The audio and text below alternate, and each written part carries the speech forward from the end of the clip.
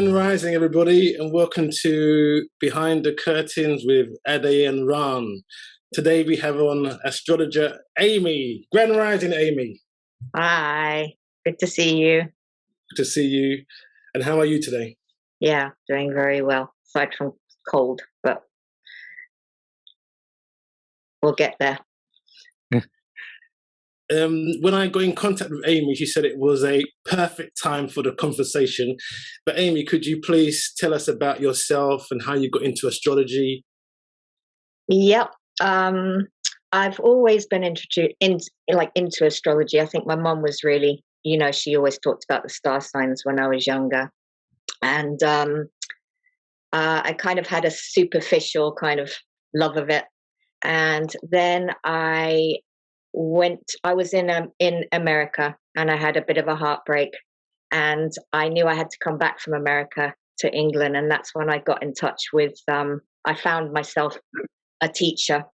And he taught me astrology at the time, but it wasn't until years later, after I came back from America the second time, that I kind of decided that I wanted to go deeper. I'd been doing astrology, but I really wanted to go deeper. And I had this amazing moment where I was thinking about my mentor, the teacher that I'd had.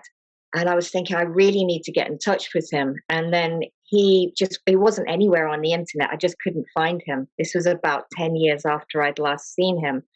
And I basically was one night I was working on a chart going, I need to go deeper. This isn't good. I need to go deeper. And I looked on the internet and I found him about to do a talk down in Cornwall.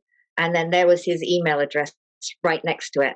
And so he basically mentored me one-to-one and took me much deeper. And really the evolutionary astrology is my passion, because it really allows us to kind of look at the soul and what our soul's journey is here, and what we're here to learn on a deep soul level, which I think is, that's my interest, really.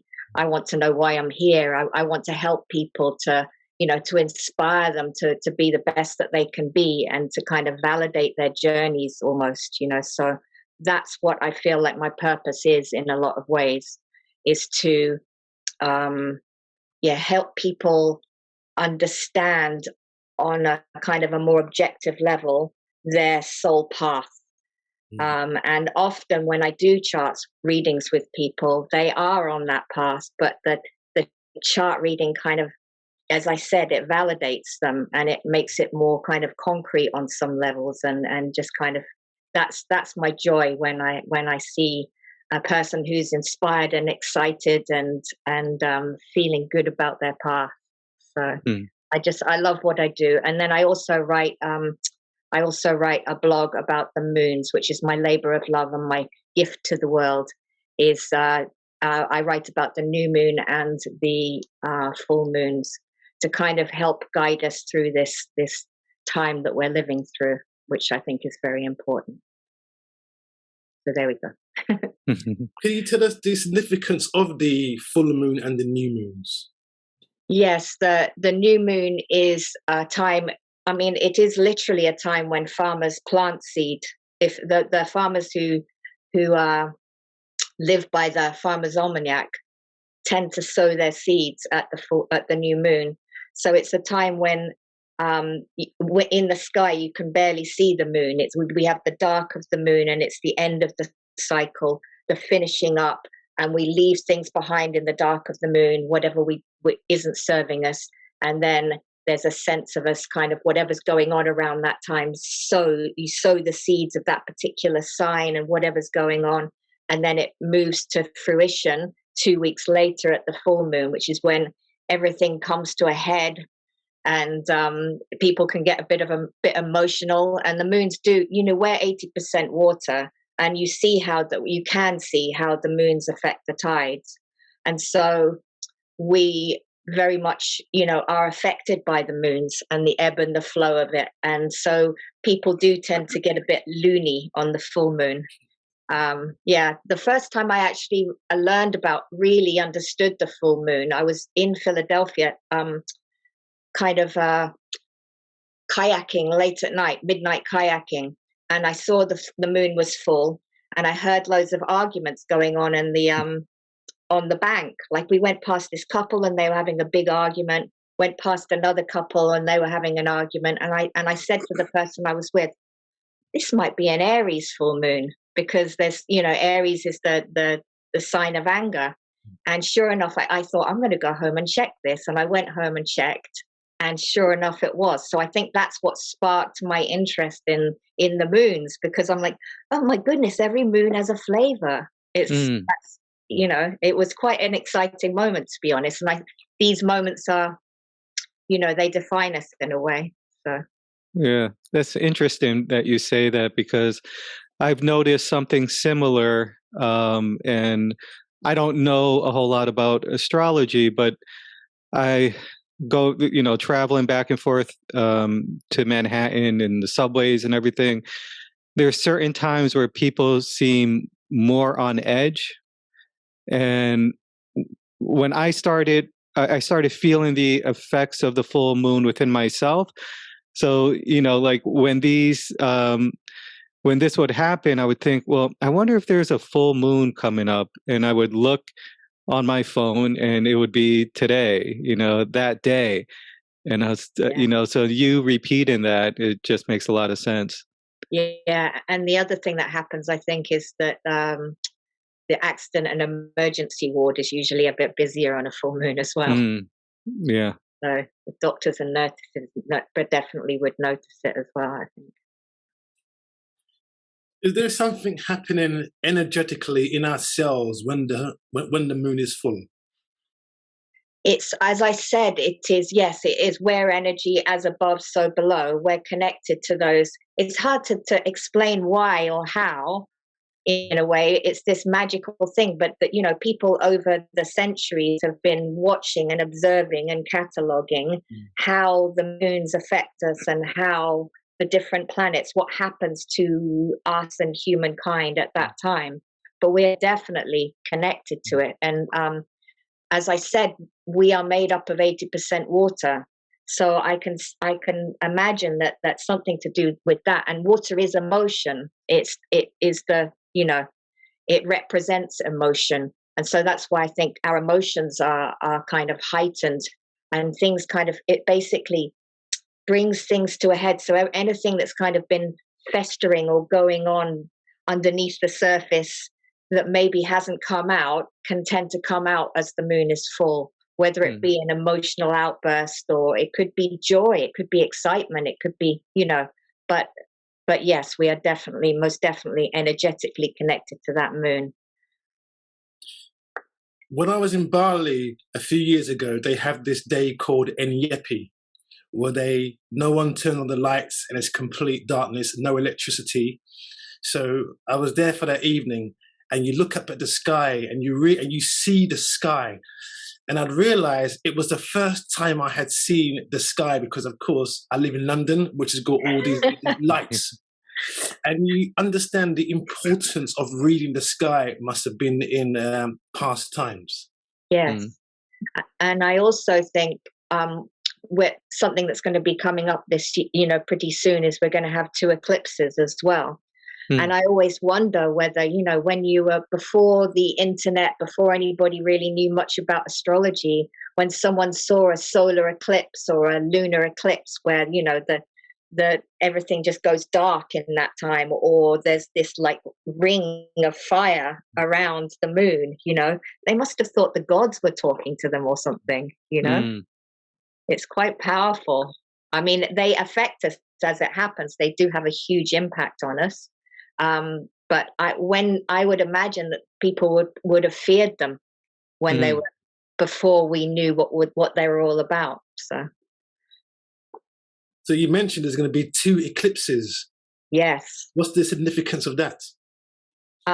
Eclipses are a time that there's the new moon eclipse, which is a solar eclipse, and then the full moon eclipse, which is a lunar eclipse. And that period of time tends to signify a time when there's a beginning and an ending, a more significant, like a chapter ending and a chapter beginning. and they're very much linked to the nodes of the moon. And the nodes of the moon are kind of on a collective level.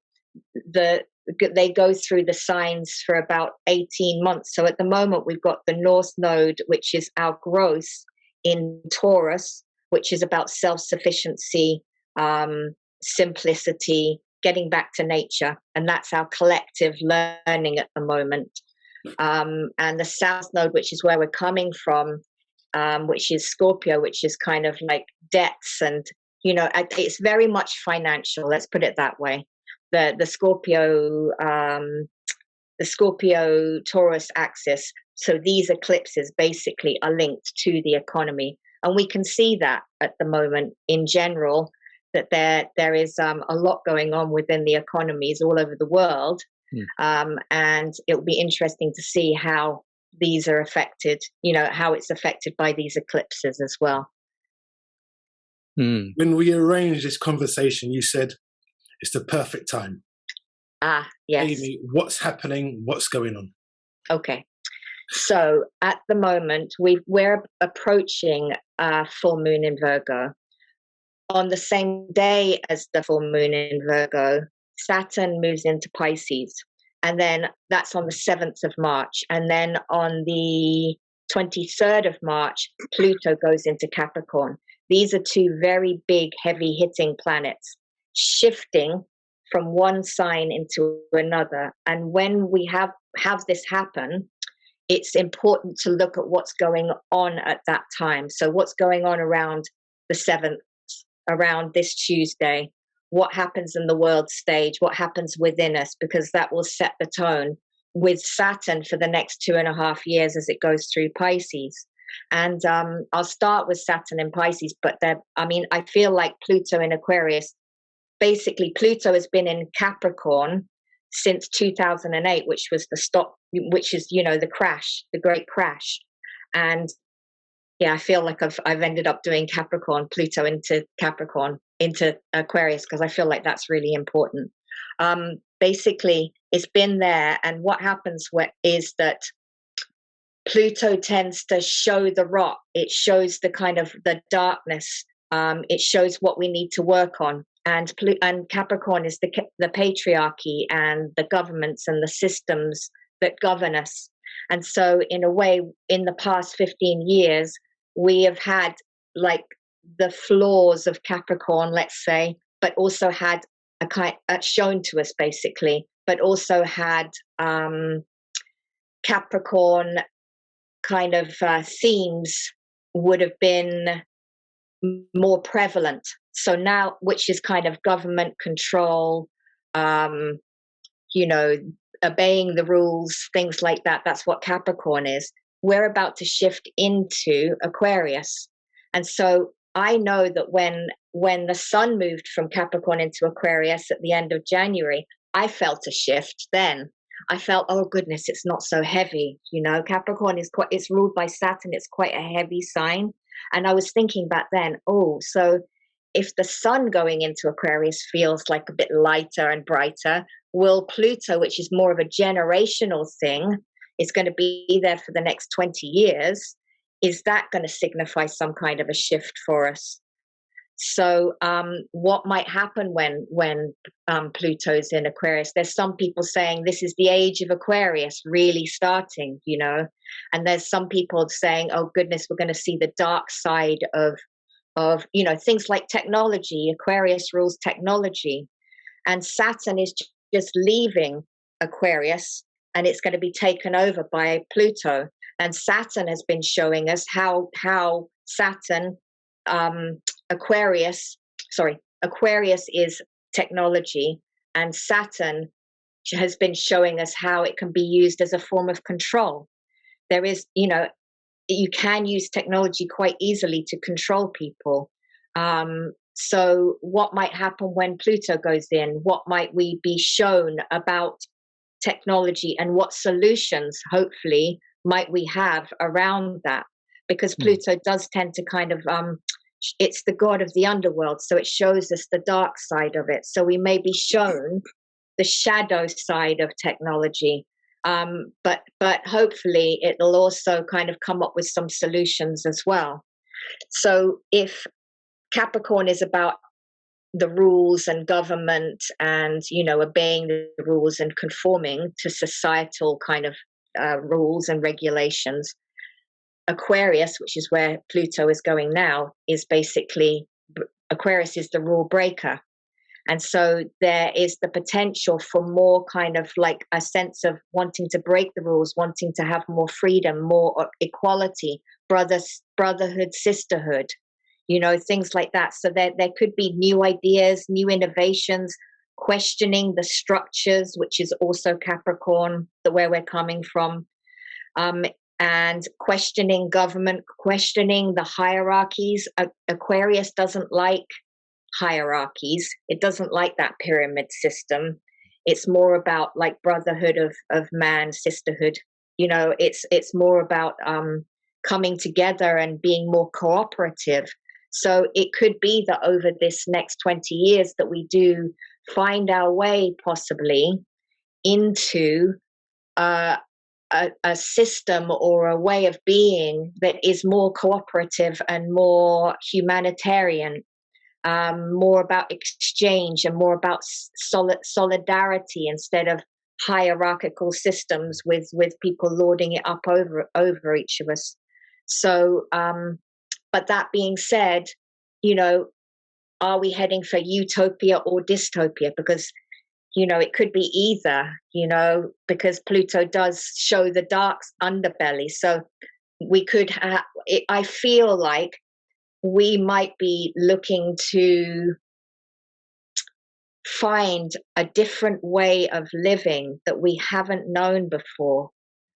And nobody really knows what that looks like. And Aquarius is quite into experimentation, you know. It's not about us all going to live in a commune, but I'm not sure that this way, that the way that the world is set up and the structures, as has been shown by Aquarius, Pluto going through Capricorn, it's shown up what's wrong with the structures. The patriarchal system, in a way, is having a little bit of a change around. And now let's see what Pluto in Capricorn has. And then, sorry, I'm really going on here, but Saturn is also going into Pisces, and Pisces, this feels like a time of kind of clearing out the skeletons in the closet, and it's very karmic. Saturn is the lord of karma, going into the last sign of the zodiac. And so what might we have here? You know, like, are we basically being asked to kind of like face our karma and live life the right way, do the right thing, and to kind of, it's almost like, are the old systems, Saturn dissolving Pisces, because Pisces dissolves. Saturn is structure, but Pisces dissolves. And are we going to be asked, Saturn, to be take more responsibility and more committed to our spiritual journey, Pisces? So, and find a compassion and find our the oneness, and to really take that very seriously. One thing that I was looking up when Saturn was in Pisces before, and this is quite interesting. The first Alcoholics Anonymous meeting was held while Saturn was in Pisces. And Pisces is addictions and drug use and alcoholism and things like that, escapism, any way we might want to use to escape. And Saturn is about finding some way or some system or some structure, Alcoholics Anonymous, of controlling that. And I thought that was quite interesting. So there could be themes around that as well coming up. But yeah, it's an interesting time. And when planets shift from one sign to another, and we've got two big planets doing that, there's quite a big shift that could come in the collective. So it'll be interesting basically to see what happens this month, and whatever happens could set the tone somewhat for what's to come. So yeah, it's very interesting, and I like the piece you were talking about, Alcoholic Anonymous. So the starting of it is that where, like, Dr. Bob and Bill W. kind of get together. And so, because we have this big opiate, crisis going on in the world, so that just kind of, Yeah. so that's one of the major things that, especially here in the West. So, hopefully maybe there'll be some change there. One of the things you talked about, and I don't know much, I don't really know anything about astrology, but can you repeat the role that Saturn plays in this? I think, was it to maintain structure? Structure. Yes, Saturn is structure, control, but it's also responsibility, taking responsibility, accountability, discipline. So we could be called to be more disciplined about our spiritual paths. Really kind of have to face some stuff, some quite gnarly stuff. The other thing is that Saturn is also caution. It can also be fear, and Pisces is the collective. Pisces is oneness. It's all of us. It's that invisible thread that connects us all, collective unconscious. So there is the possibility of people trying to control or use fear, our imaginations going wild in all the wrong directions in Saturnian ways, which is quite fearful. But that's worst case scenario, I think. But I do think that one thing that is important for us all to do is to watch how fear plays out in our lives and not dwell in fear. Watch it, see it, go, oh, well, a little bit of fear here, but not let it completely take over, I think. Yeah, and I think that was what I was getting at, is the kind of flip side of the coin, the powers that try to maintain and structure and control those sort of the old way of being, the antiquated way that is not really working, where it sounds like there's a new way coming in. So what is it, like you had mentioned, we can go either way. What is it that or how important is it for the individual to recognize what's going on and to do their best to implement this, in their life? Well, one, of course, was what I just said about fear, not letting fear take over, because fear can be used as a form of control. Like, people in fear are more easily controlled. That's one thing I know for a fact. But also, I would say this Saturn in Pisces is asking us to kind of like face ourselves and look at ourselves squarely in the face and recognize how we're, what needs to be cleared away, what loose ends need to be tied up in order for us to move forward, both personally and collectively. With the Pluto in Aquarius, there is a sense of, change coming here, and it's about being open and flexible. And, we can cling to the old ways so easily, can't we? People are like, naturally, human nature is like, ooh, change. As a dear friend said to me the other day, it's often when things become intolerable that people make changes, and I think that that's very true. And it could be that things do become so intolerable that we are forced to make change collectively and personally. But I think it's about being flexible and open to new innovations and not clinging to the past and not clinging to the tried and tested and the traditional. That's Capricorn's job. We're moving out of that Capricorn energy now, and we're moving into this Aquarius newness, change, innovation. And Uranus, the planet that rules Aquarius, is currently in Taurus, which is the financial sign.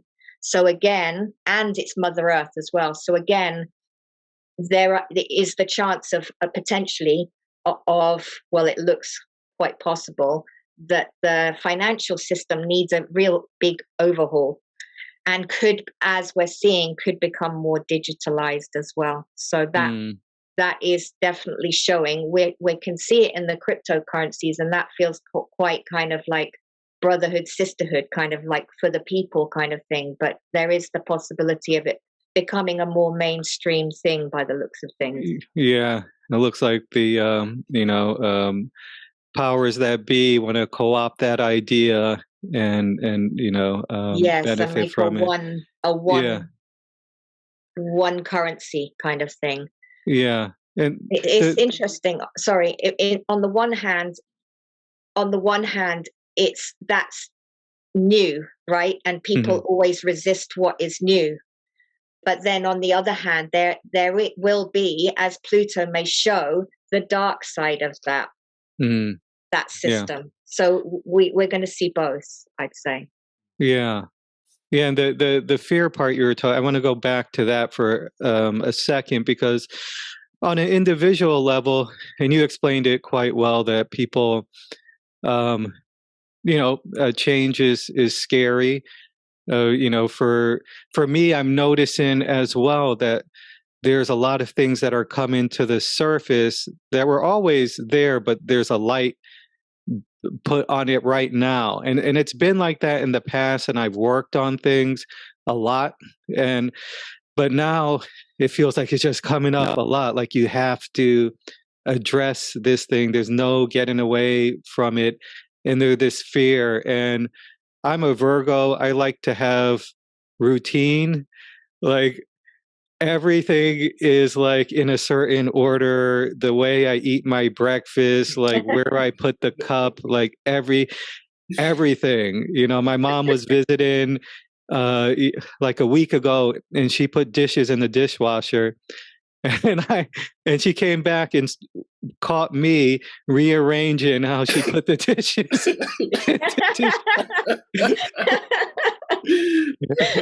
and it kind of and I would just say to myself, oh, these don't seem to be rinsed off enough. And I think it upset her, but Cleanliness is next to godliness. That's the Virgo motto. yeah. Yeah, so what is the support, I guess, that will help individuals to um who, as we all know, like we're run by a good deal by the subconscious part of our mind, and these habits and programming and everything else. And consciously we may think, okay, this is good for me, I want to do this, but I keep doing the same behaviors, I keep doing Yeah. the same things. Now, at this time, is it the planets, are they supporting this change as well, like on an energetic level? Definitely. I've noticed that it's interesting that you were talking about our programming and our conditioning. I've noticed that the past few it's the full moons, I think. Let me just check. Just make sure that I'm not talking out of my behind. Yes, the full moons. It's the full moons have been Uranus has been very much part of it, and Uranus rules Aquarius, and we're about to go into Aquarius. Aquarius undoes our conditioning. And it's interesting that you said that, because as we talk, it kind of brings up more ideas about what this, I don't know what Pluto in Aquarius is going to be, until it happens. But Aquarius comes after Capricorn, and Capricorn is our conditioning. It is our programming. We're quite conditioned in a societal sense, and obviously on a personal level for what happened to us in our childhoods, And you said a lot's been coming up, and I think that this is a very karmic time as Pluto, as Saturn goes into Pisces, where almost like it is coming up for us to see, and we've got no choice in the matter but to see it. But yes, there is support. I mean, Uranus is part of all these full moons, has been and is the planet of change, and it is helping us to kind of to breathe fresh air into our existence, and to have those insights, because I think that's what Uranus and Aquarius can do. It gives you the insight into your programming, which is, if you can see it, then you can do something about it. If you recognize it and have these kind of Uranian like aha kind of like epiphanies kind of thing, then it's very helpful, you know. But then of course Saturn in Pisces does call for, you know, maybe being more serious about our spiritual journeys and taking it, you know. I know a few people with Saturn in Pisces in their natal charts, and they're very much into their ritual. It's a very disciplined and ordered approach to spirituality, which is like, you know, very, very important to them. And so maybe this would be a supportive thing for us to be, okay, so a lot's about to come up, and there is going to be a lot of change, then to stay as grounded as possible in whatever spiritual discipline we have to kind of help us along. And in the meantime, Neptune is in its own sign. It is in Pisces as well.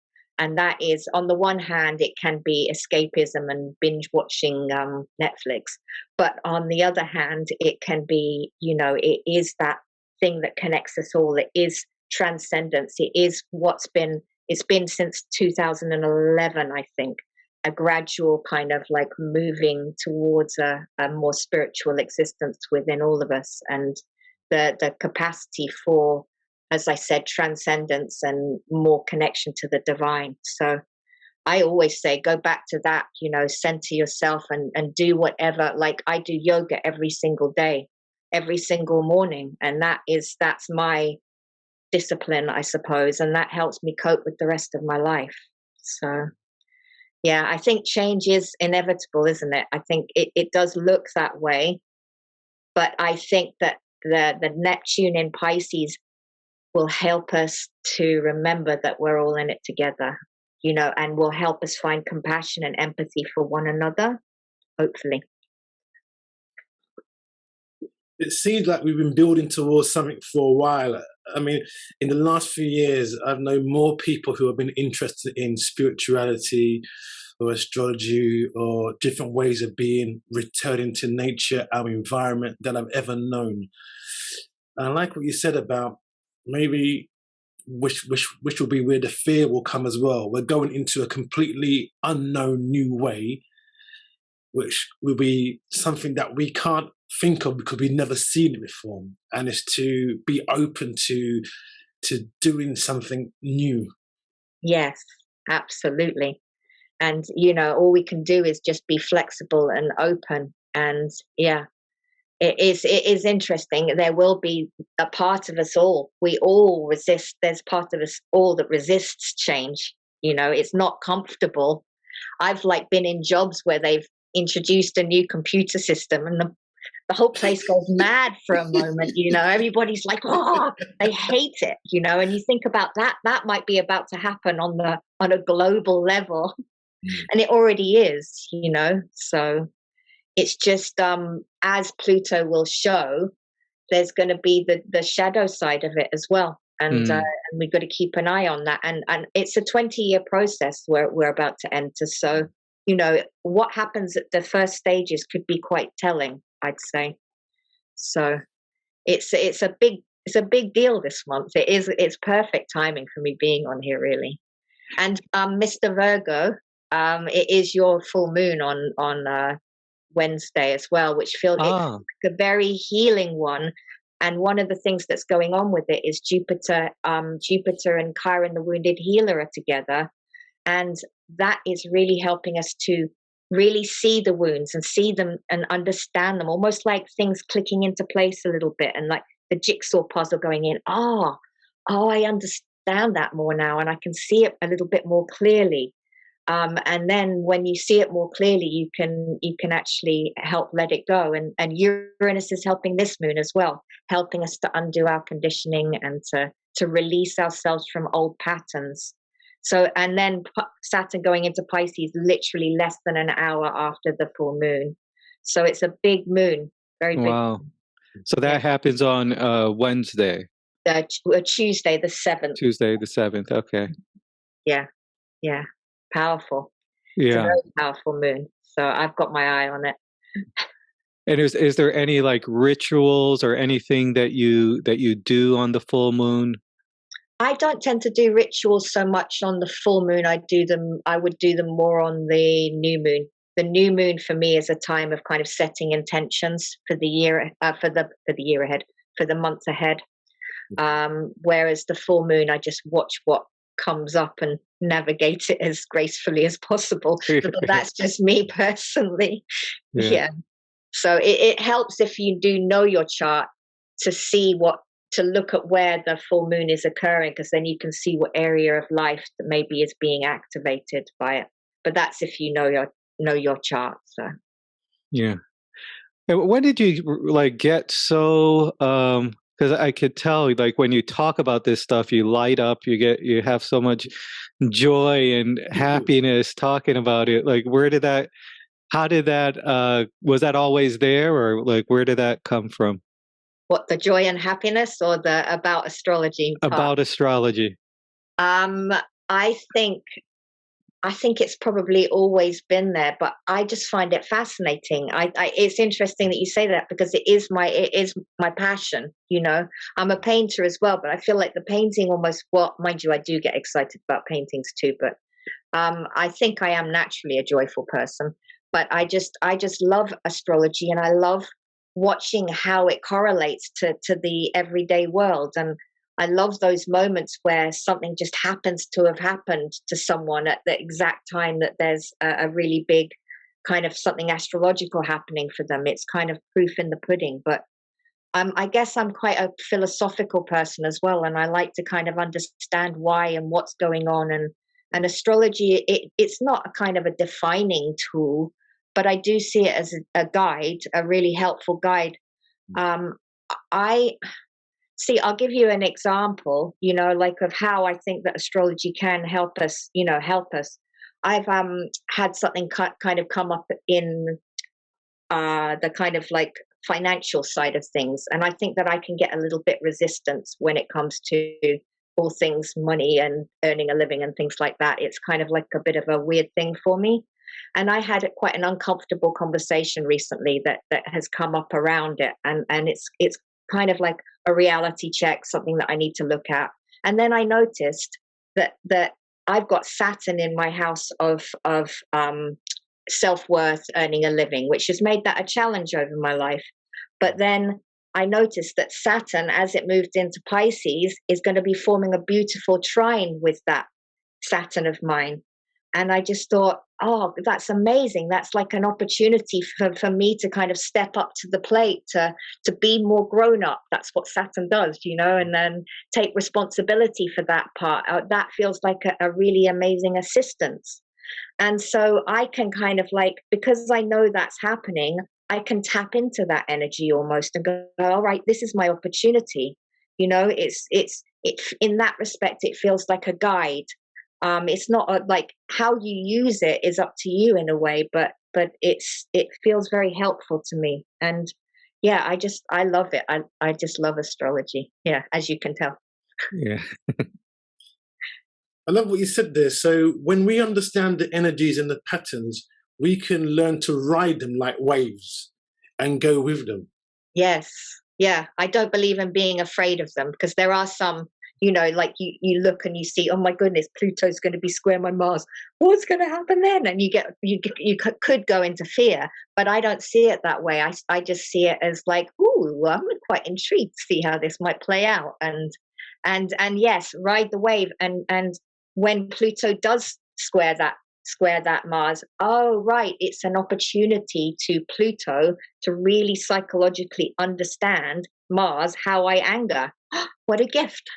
And if you know that's going on, then it almost like can deepen the process. It makes the process that you're going through naturally, because maybe some anger's come up and you're it makes it more conscious, which I think is really powerful. What is the role of the artist in this time, the creative person, the singer, actor, writer, poet, whatever their medium is? I think with Neptune in Pisces, it's allowed the creativity to run free. On the one hand, that is all about, I guess, creativity can show the times, right? It can show us what's going on. It's an expression of the collective. If you as a creative are tapping into this Neptunian kind of collective, then you are an expression of it, and you can be a teacher in some ways at the same time as just expressing. But I think it's always important to just have some form of expression. Well, some people don't, but I think everybody does in their own way. But I've definitely found, dancing, for instance, is one of my joys, and dancing is just like, it is that. I had actually, it brings me back to a friend of mine said she teaches 5 rhythms, and she teaches dance, or facilitates it anyway. And she said, dancing and allowing our expression to, this expression to be free, it feels like an act of rebellion in this world that we're living in the moment, in the heaviness of it all, that to dance and to be joyful. But isn't a bit like, it's a bit like the spiritual, it's kind of connecting to spirit, isn't it? When you're being creative, you're riding a wave that is, like, speaking of riding a wave, that is absolutely, not you. You're kind of riding it, and you're allowing it to play through you.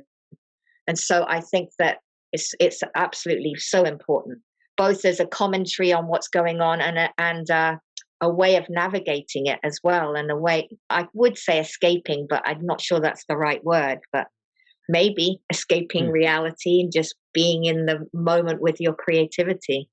So I hope that answers the question. Well,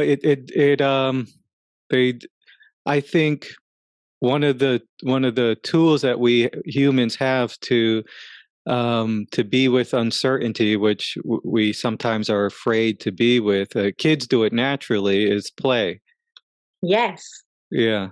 Exactly. So I kind of look at the creative expression as a way to play and not take ourselves overly serious and become so rigid that even at dinner with the kids, my 7-year-old, she always kind of stands on the chair. She doesn't sit. She kind of squats, and she's like always off balance. And outwardly, I don't show her, but inside, I'm so stressed and thinking that she's going to fall every single time. But I don't want to put that on her and say, no, just sit down, because she just balances, and she's not looking, she's not paying attention, but so it's like a perfect example of that uncertainty and she's smiling and enjoying it and playing. Yeah. Yeah. Yeah, there's a couple of things that have come out of this for me as well, actually, like thinking about this, that creatives, if you look at creatives are the ones that beautify the neighborhoods. And so in a way, the creatives are the ones that are kind of in a way going to lead the way for where we're going. I think there is Aquarius is opposite Leo. They're actually kind of two sides of the same coin. And it's funny you talked about play, because Leo is the joyful, the inner child, the play. It also rules self-expression and children. So that is the area of life that you've just described. Mm-hmm. But the two are kind of playing with each other. This Aquarius, how can we play with what this new world might be? How can we get creative and make it a joyful thing in some respects, as well as, finding a way to kind of dispel the heaviness and, as you said, not take things so seriously. Yeah. And she's a Leo, by the way. So am I. Oh, I'm a Leo as well. Yay! We know how to do joy and play. Yeah. How does it work? Just a question that just came up. Yeah. Ade is in New York. He's a Virgo. I'm here in London, Leo. How does that work in regards to the signs? Well, interestingly, the Virgo is the sign that comes after Leo. So Leo is like Leo can see themselves as the everything revolves around me kind of thing. That's the kind of the shadow side of Leo, but it is about self-confidence, and it's like being the teenager or the child, you know, like everything's fun. Let's do that. Like follow my bliss, like the child going, oh, that looks like fun, you know. And then Virgo comes afterwards and is all about humility. And it's like taking down a step or two. It's like, oh, you've just been having fun. You're a teenager. Now you go to Virgo. Now you're like at the bottom rung of the ladder at work. You're like the busboy or the clerk or whatever at the, you know. And so you're kind of taken down a peg or two, basically, and learning about humility. And I think that is Virgo's greatest gift is humility. And I think with Virgo, the art of discernment, the art of knowing, separating the wheat from the chaff, going, this is good for me and this isn't, because I think that's something that sometimes we're not so good at. But yeah, humility. It's funny that you say that. I really see a great amount of humility in myself. So. Yeah. It is about like letting other people, it's about being of service to others. You know, you would allow other people's light to shine, you know. And the Leo likes to shine. It is that part, it's ruled by the sun, so we shine. Virgo is about, you know, serving and helping others. That's the greatest gift of healing. Yeah, and it's funny you like describe my daughter like that's you know exactly how she is. She's just like, oh, let's do this. We're always running late. Yeah, well, because she's found some new thing to get excited about. Yeah. Fun to watch, fun to be around. Yeah. I think. Go on. No, go ahead, please. No, it's okay. You go. No, I was just going to say is that then following our passions, our hearts, the way we want to be is the way we're going to go. And taking the spiritual practice won't be something we do in a hall or we go to do once a week. It's going to be at the utmost center of our beings every single day, every moment, in whatever we do. Yeah, I think it's very, very important right now to connect and to be grounded. And as you said, that the creativity part of it, I think, is really important.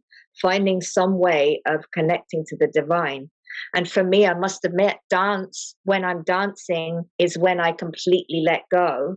And I do find the divine, but also out in nature, spending time in nature, for sure, is so important for grounding and connection.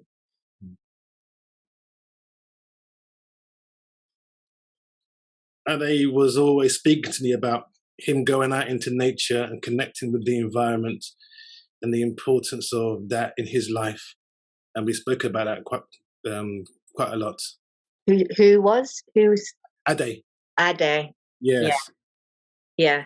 I find that when I'm out and I go out for a walk in the woods, because obviously I live in London, there's a certain point where I kind of breathe. I didn't recognize it for a very long time, but I kind of breathe a sigh of relief, and it's that moment where like I've arrived, and I'm here, and so you just kind of let go. And I just think, and I also think back to this. I think it was Thomas More who wrote something of the soul. I can't remember what the book was called, but anyway, he said that the most soulful conversation, the most important and the best conversations I had with two friends or lovers or whatever, or daughter and father, walking through the woods or nature and talking.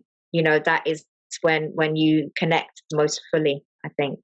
So I think, standing with your feet on the soil, walking through and being around nature and recognizing how we are just it, we are it, and it is us, is very, very important. And how do you relate that comparison to our relationship to the planet, like our relationship to nature with our relationship to the planet? Taurus is very much about Mother Earth and connection to the divine. I mean, connection to the divine, connection to Mother Nature.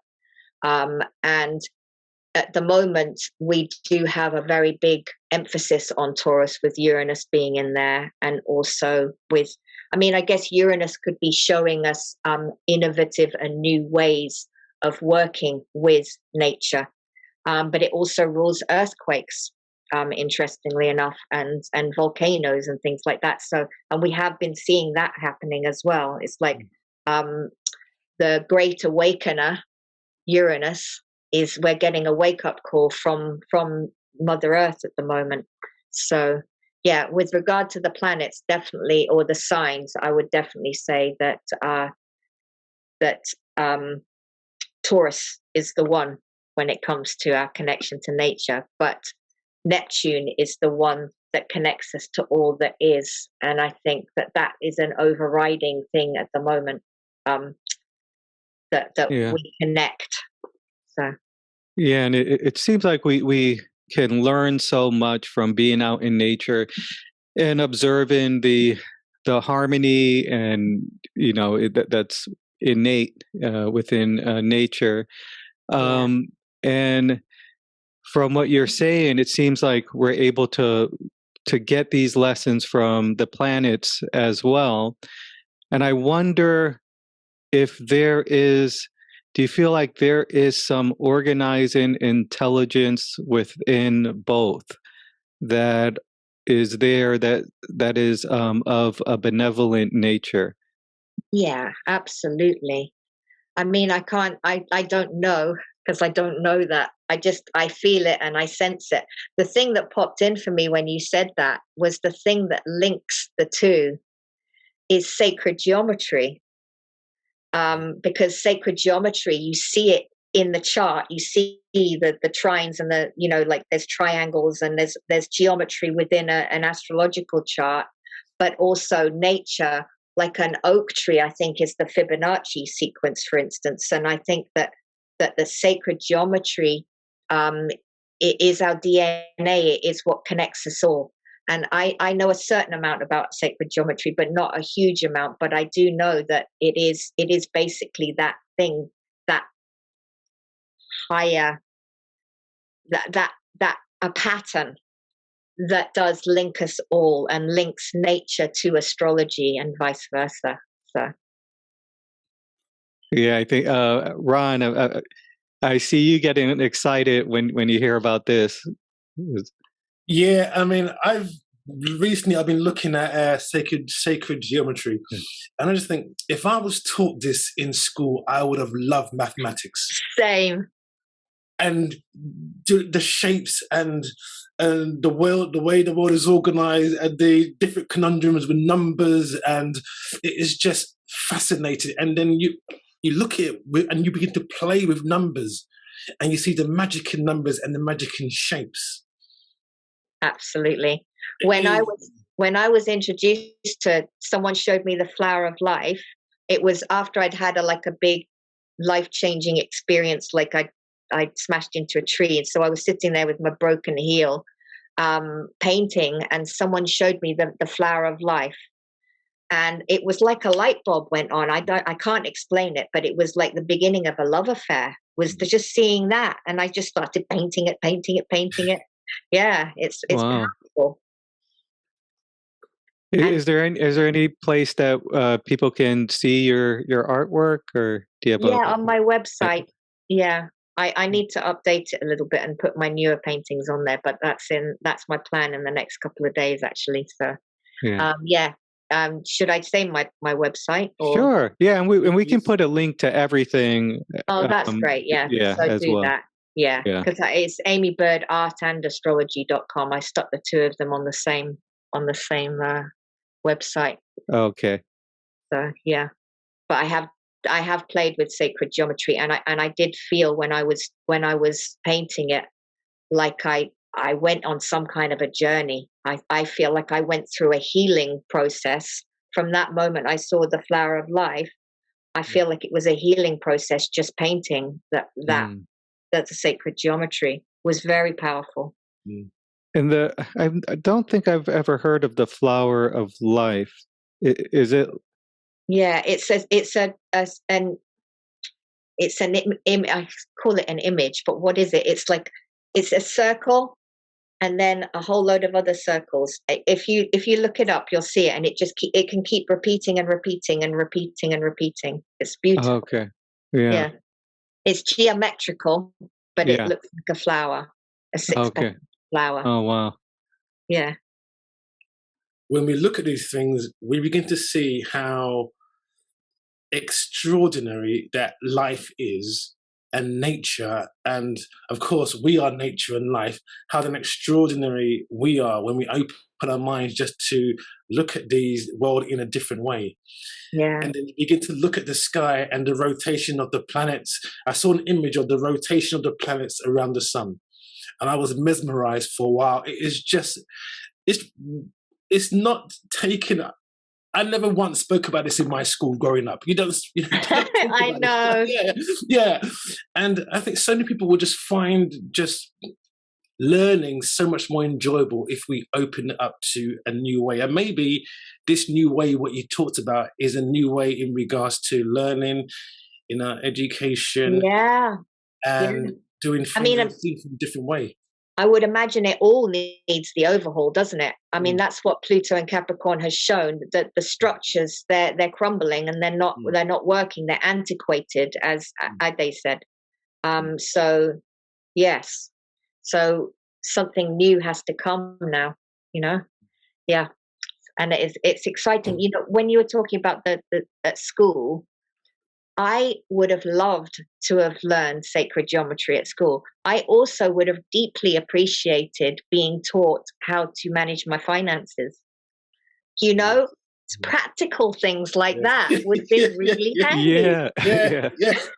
Apply the maths. Definitely. Yeah, I mean, what is debt and how to work with it would have been wonderful. Exactly. Would have been how wonderful. To save. Wonderful. Yeah, and how rich people work with their finances. Yeah, so what's their secret? Yeah, what's their secret would have been wonderful. Yeah, I think we have parents, and some of them are better with money in terms of teaching us than others. We all have very different childhoods when it comes to that, don't we? And so if there'd been something set up in the school system that could teach us, then that would be really handy. I actually don't understand why they don't. That's like a practical go-to thing, Yeah. Schools don't really teach how to live, how to get along in the world. Yes. So it's kind of stuck in one system, and doesn't seem to be open to a lot of other ways of learning and the value of like astrology and yoga. Yoga. Well, are those some schools are bringing it in slowly, but there needs to be more of this. It takes like so long to get little advances in these areas. Yeah, I would have liked to learn woodworking as well. That kind of thing as a girl. We didn't have that option. I think I would have, looking back, I would have liked to have known about that. Yeah. Yeah.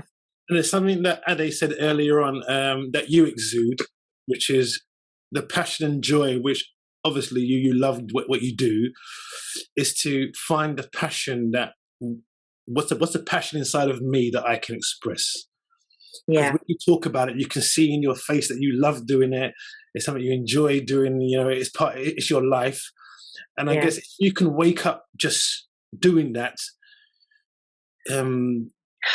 each person, what an amazing way of just being. Yeah, I mean, I wouldn't say it's been an easy thing for me in some ways. It's been a bit scary. I had to give up the day job, and go, okay, this is what I'm doing now. And some days are better than others in that respect. But I think it's to live by what we love. But does that mean, I don't know, it doesn't mean that. I guess what I'm saying is, like, there's some people who are working, like, for instance, working behind the till in a supermarket, and they absolutely love their job as well, because they're in the right place, like, so it's about just finding how your personality or your passion can come out within the work you do, because obviously we need people to be in the supermarkets, we need people to clean. Like a Virgo would be really good, like, job, a really good job for a Virgo would be taking great pride in cleaning someone's house, things like that. But I do think that I feel very lucky to be able to wake up and know that I'm doing a job that I absolutely love. And when I come away from working with a client, and when it's been a really good session, I've just got the biggest smile on my face, and I just and I say, I love my work, love it, absolutely love it.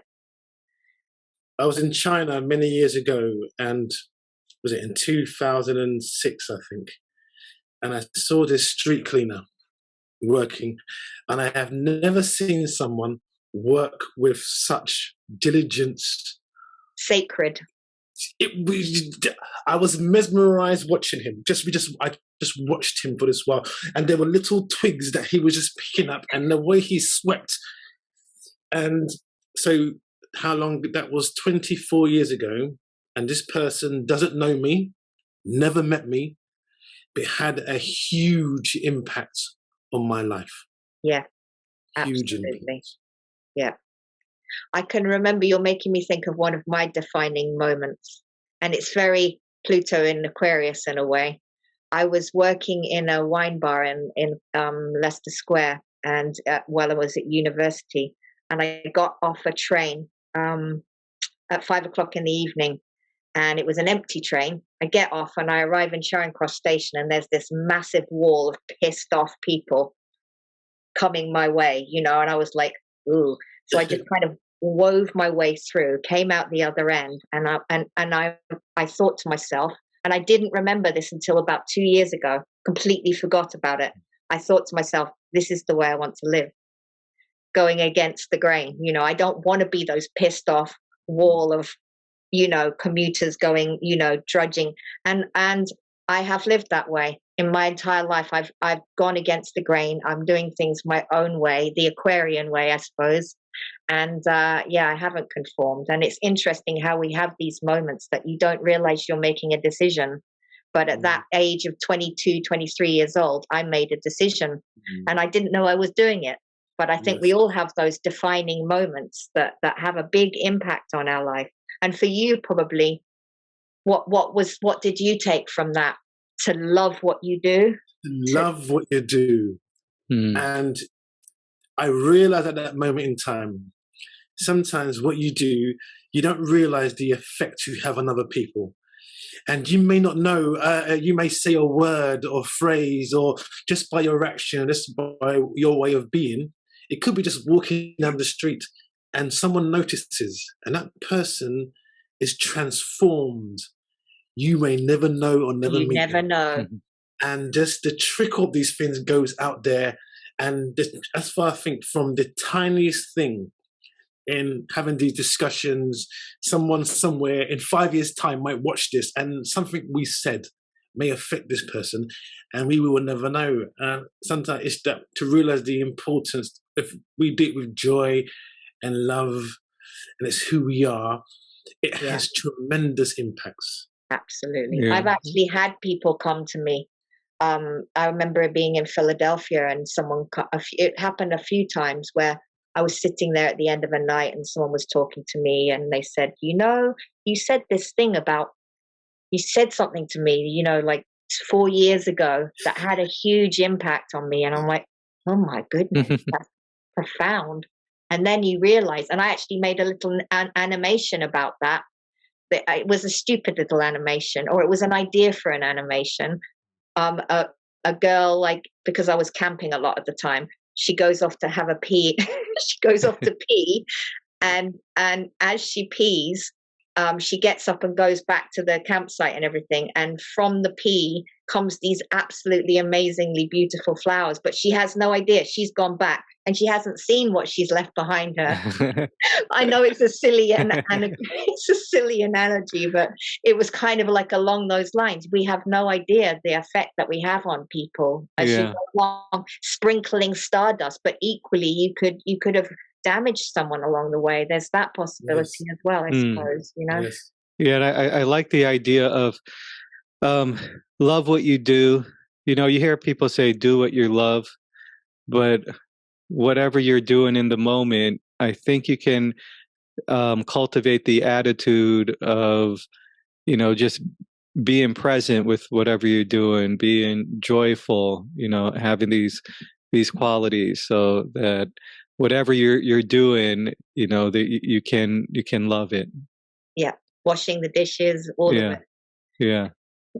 Yeah, I kind of believe that it's sometimes, in terms of the whole Leo following your bliss thing, sometimes I think, oh, I actually feel like doing my tax return today, so I'll do that today. You know, like I think the following your bliss thing can apply to the little things in life. Oh, I really feel like cleaning my bedroom right now, so I'm going to seize that moment and do it. You know. Yeah. But of course, sometimes you've got no choice but to do something, and that's where it is a case of, okay, I'll still put my presence into it, and will love what I'm doing. Yeah. Yeah. Is there any significance? Just another question that came to mind. Having two Leos and a Virgo here today at this time, March the 4th. I'm not sure whether it's particularly significant just at this moment on March the 4th. But yeah, I think that it's good to have the balance between all the sunshine stuff and have some Virgo. But because and I can tell also with that. I don't know. I can tell. I'm finding that this is a nice, well-balanced conversation, and I'm really enjoying it, to be honest. Me too. And we have a comment from London Body Stress Release.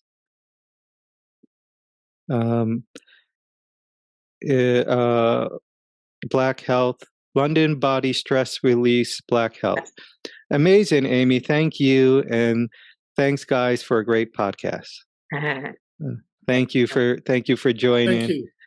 And so we're a little bit over an hour, so we're gonna begin to wrap up. Is there anything that we didn't get a chance to talk about that you would have liked to talk about?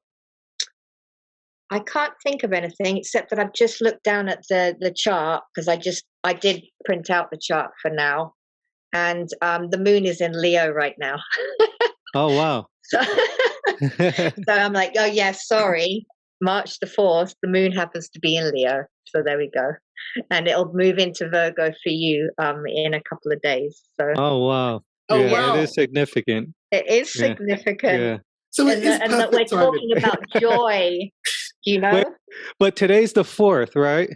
And yes. So it'll move into Virgo in 3 days, right? It'll move into Virgo in about 2 days.